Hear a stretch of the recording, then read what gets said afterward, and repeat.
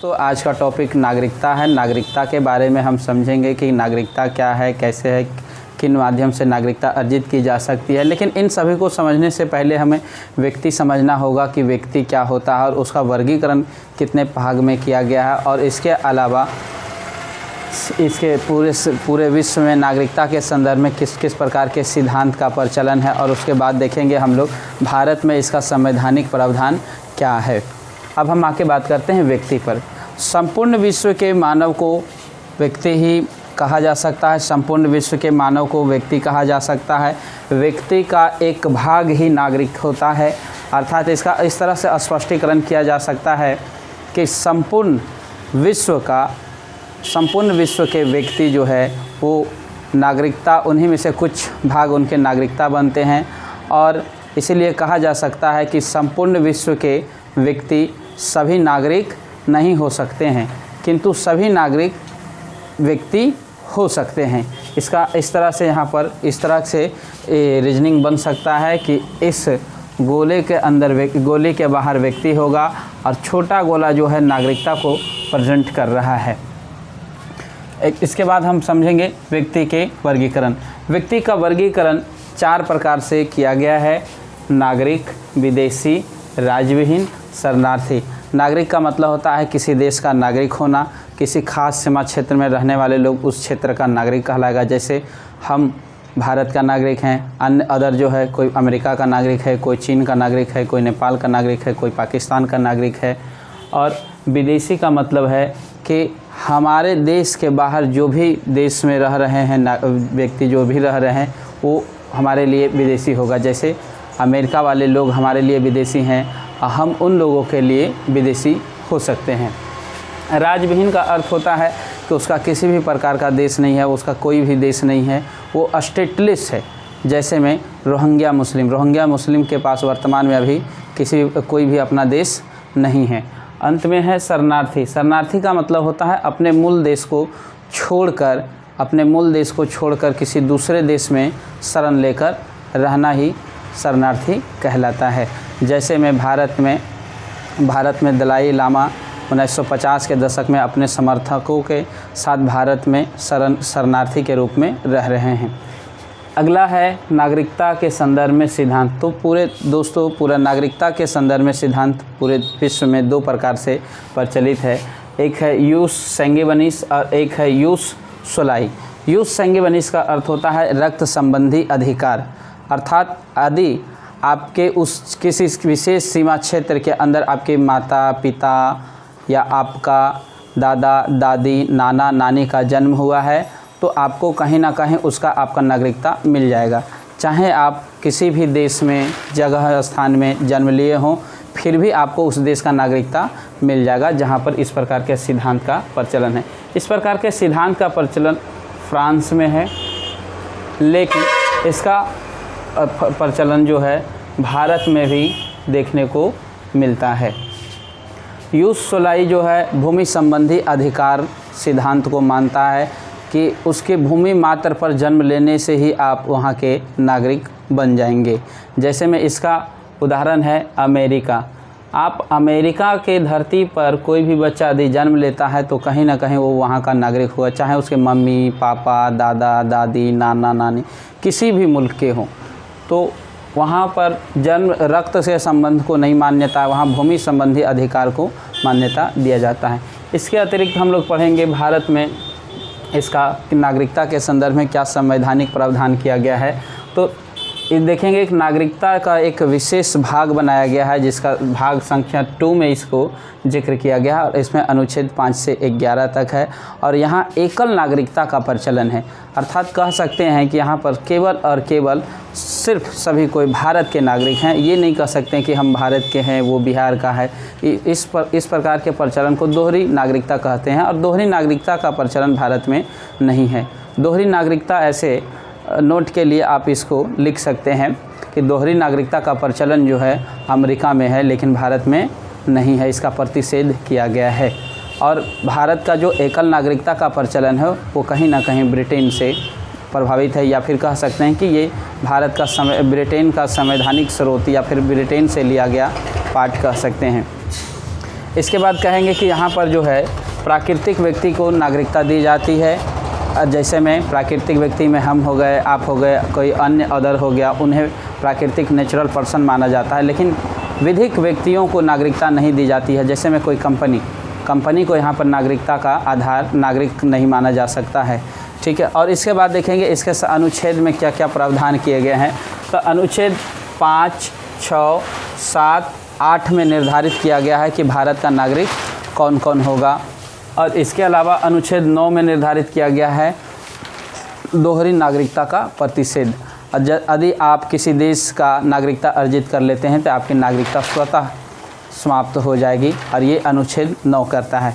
और इसके बाद है अनुच्छेद 10 एवं 11। अनुच्छेद 10 एवं 11 जो है ये बताता है कि संसद को यह शक्ति देता है कि नागरिकता के संदर्भ में किस किस प्रकार का कानून बना सकता है। भारत में नागरिकता का आधार है भारत शासन अधिनियम 1935।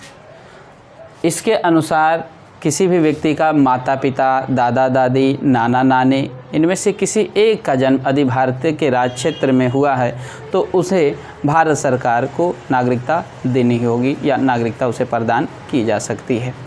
हालांकि हमको इससे पढ़ने से पहले हम थोड़ा सा इसका परिचय पढ़ लेंगे। परिचय तो हमने अगले टॉपिक में पढ़ा दिया, लेकिन फिर भी दोस्तों हम इसका एक बार रिवीजन करके आपको परिचय के बारे में बता देते हैं। नागरिकता के संदर्भ में भाग दो में इसका एक अलग से पार्ट बनाया गया है और अनुच्छेद 5 से 11 है। और भारत में एकल नागरिकता का प्रचलन है जो ब्रिटेन से लिया गया है।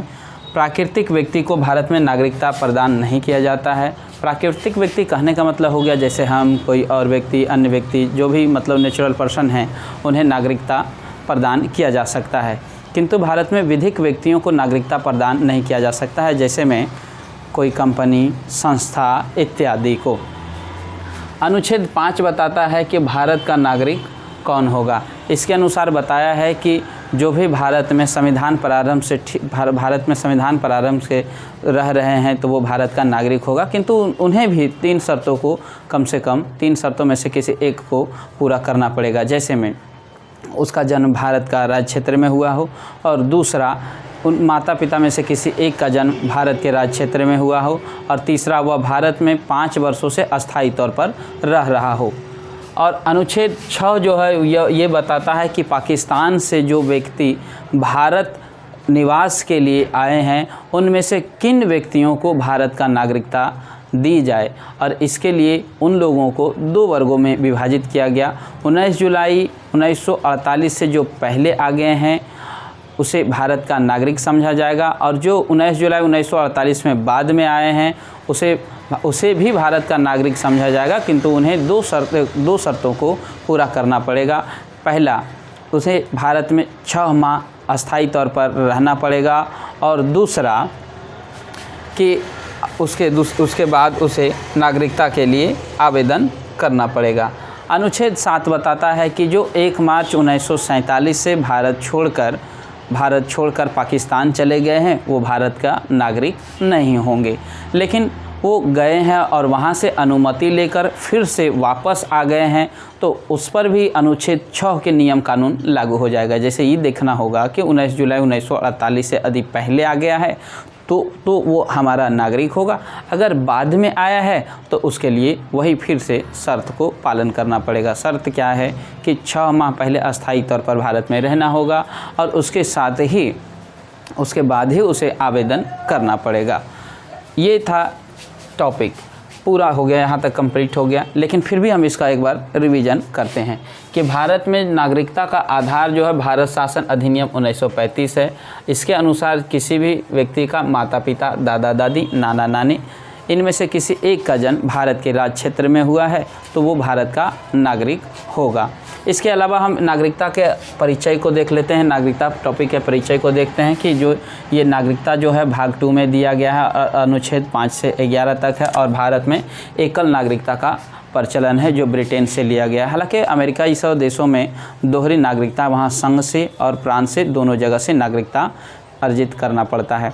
इसके अलावा देखेंगे कि भारत में भारत में नेचुरल पर्सन को नागरिकता प्रदान किया जा सकता है। जैसे में नेचुरल पर्सन कहने का मतलब हुआ जैसे हम हो गए और आप हो गए, किसी अन्य व्यक्ति हो गया, किंतु यहाँ पर विधिक व्यक्तियों को नागरिकता प्रदान नहीं किया जाता है। विधिक व्यक्ति कहने का मतलब हुआ जैसे कोई कंपनी, कोई संस्था इत्यादि।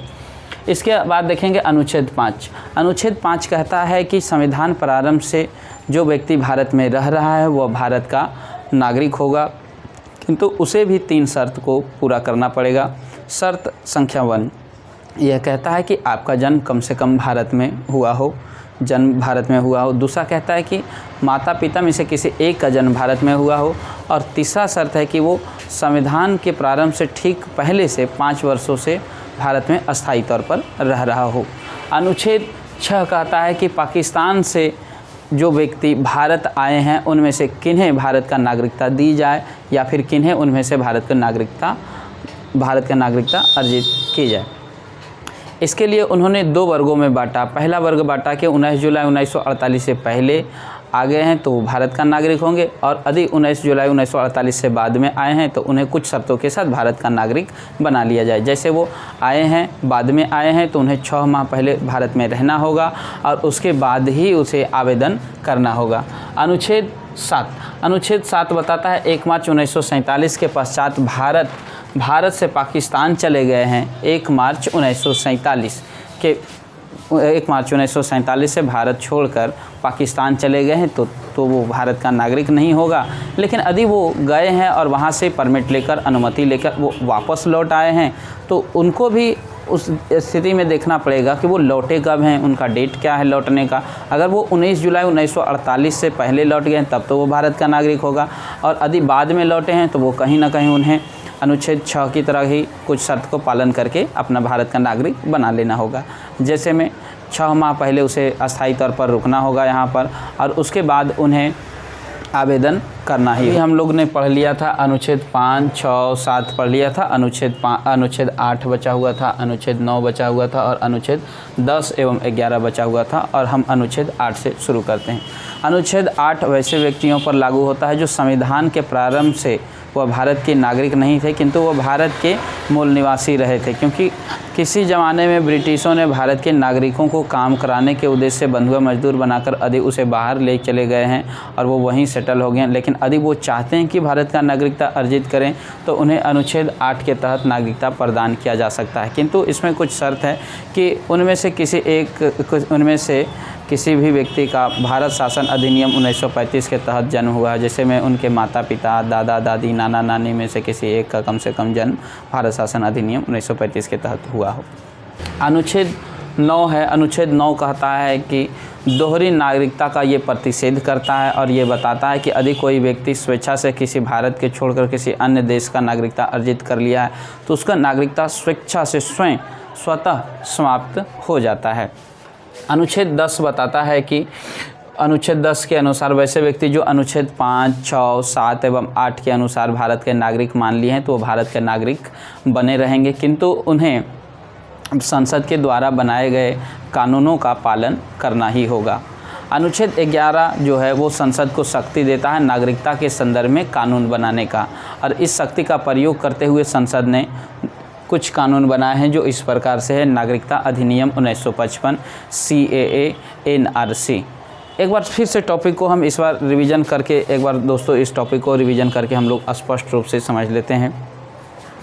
अनुच्छेद 8 जो है वो संविधान के प्रारंभ के समय भारत के निवासी नहीं थे किंतु भारत के मूल निवासी हैं, तो उनको भारत का नागरिकता प्रदान करने का व्यवस्था किया गया है, किंतु उसके लिए कुछ शर्त हैं कि उनके मम्मी पापा, दादा दादी, नाना नानी में से किसी एक का जन्म भारत शासन अधिनियम 1935 के तहत हुआ हो।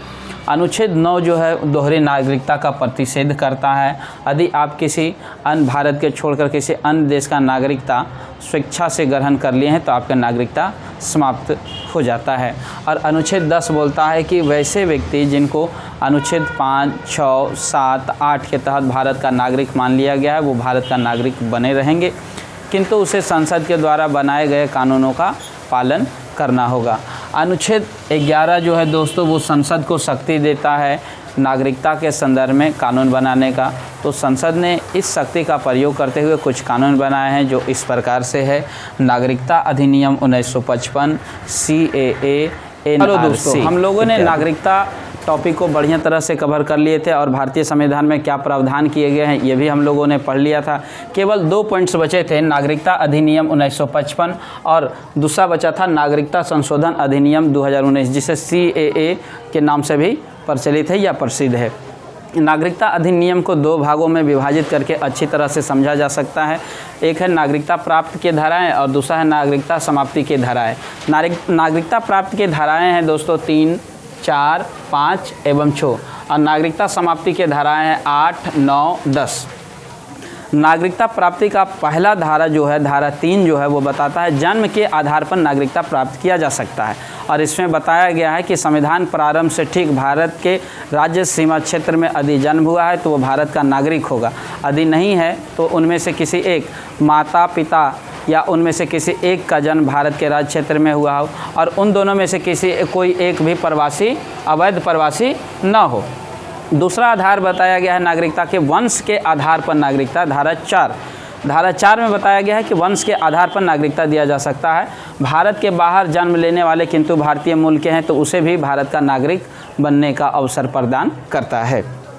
तीसरा है धारा 5 जो पंजीकरण के द्वारा वो बोलता है कि भारत का नागरिक बनने के लिए वो व्यक्ति आवेदन कर सकता है और जो आवेदन के माध्यम से भारत का नागरिक बनेगा वो पंजीकरण के द्वारा होगा।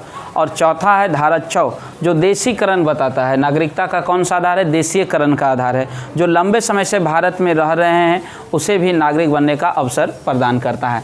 नागरिकता समाप्ति के 3 धाराएँ हैं 8, 9, 10 और इसलिए नागरिकता समाप्ति के 3 आधार हैं। पहला, पूर्ण आयु व क्षमता का कोई भारतीय अपनी नागरिकता अगर परित्याग करता है तो उसे हम स्वीकार कर सकते हैं, किंतु अगर युद्ध की स्थिति में है तो अब इसको हम अभी स्वीकार नहीं भी कर सकते हैं। वो भारत सरकार पर निर्भर करता है कि वो स्वीकार करेगा या फिर नहीं करेगा। दूसरा आधार बताया गया है कि कोई नागरिक स्वेच्छा से अपने देश के नागरिक अन्य देशों की नागरिकता अर्जित कर लिया है तो उसकी भी नागरिकता समाप्त हो जाएगी। और तीसरा है देशीकरण, पंजीकरण एवं वंशकरण के आधार पर बने भारतीय की नागरिकता समाप्त की जा सकती है धारा 10 के अनुसार। किंतु बाबू ध्यान रखना है कि जन्म के आधार पर प्राप्त नागरिकता किसी भी स्थिति में उसकी नागरिकता समाप्त नहीं होगी। नागरिकता संशोधन अधिनियम 2019 में आया था। ये CAA के नाम से भी प्रचलित है जिसको कहते हैं सिटीजन अमेंडमेंट एक्ट 2019। इस अधिनियम के तहत बांग्लादेश, पाकिस्तान और अफगानिस्तान से भारत आने वाले हिंदू, सिख, बौद्ध, जैन और पारसी धर्म वाले लोगों को नागरिकता दिया जा सकता है। केवल इसमें मुस्लिम समुदाय को शामिल नहीं किया गया है। भारत की नागरिकता प्राप्त करने के लिए उसे कम से कम 11 साल पहले भारत में रहना अनिवार्य कर दिया है। और एक चीज़ और बेहतर चीज़ है कि 31 दिसंबर 2014 से भारत में अवैध रूप से रह रहे हैं तो अब भारतीय नागरिकता हेतु आवेदन कर सकते हैं। ये था नागरिकता का टॉपिक, लेकिन एक बार हम फिर से इसको रिवीजन करके एक बार फिर से समझ लेंगे कि नागरिकता अधिनियम 1955 को समझने के लिए हमको इसे 2 पार्ट में बांटना पड़ेगा। एक नागरिकता प्राप्त की धाराएं और दूसरा है नागरिकता समाप्ति की धाराएं। नागरिकता प्राप्ति की धाराएं जो है वो है 3, 4, 5 एवं 6। इसका मतलब है कि नागरिकता प्राप्त करने के 4 आधार बताए गए हैं। पहला जन्म के आधार पर नागरिकता, दूसरा वंश के आधार पर नागरिकता, तीसरा पंजीकरण के द्वारा नागरिकता और चौथा देशीकरण के द्वारा। और नागरिकता समाप्ति के धाराएं 3 बताए गए हैं 8, 9, 10 और इसके 3 आधार हैं नागरिकता का परित्याग करना या स्वेच्छा से किसी दूसरे देश का नागरिकता अर्जित कर लेना और तीसरा है देशीकरण, पंजीकरण या वंशकरण के आधार पर यदि भारतीय बने हैं तो आपकी नागरिकता भी समाप्त की जा सकती है। यदि आप गलत दस्तावेज दिए हैं तो इन आधारों पर आपका नागरिकता रद्द किया जाता है। किंतु जो जन्म के आधार पर नागरिकता प्राप्त किए हैं तो उनका किसी भी स्थिति में नागरिकता समाप्त नहीं होगा। और अगला है नागरिकता संशोधन अधिनियम 2019 CAA के नाम से प्रसिद्ध है। इस अधिनियम के तहत बांग्लादेश, पाकिस्तान, अफगानिस्तान से भारत आने वाले हिंदू, सिख, बौद्ध, जैन और पारसी धर्म को धर्म वाले लोगों को नागरिकता प्रदान किया जा सकता है। भारत का नागरिकता प्राप्त करने के लिए उसे 11 साल भारत में रहना क्या होगा, अनिवार्य कर दिया है। और तीसरा, 11 दिसंबर 2014 से भारत में अवैध रूप से रह रहे हैं तो अब भारतीय नागरिकता हेतु आवेदन कर सकते हैं। ये था नागरिकता दोस्तों।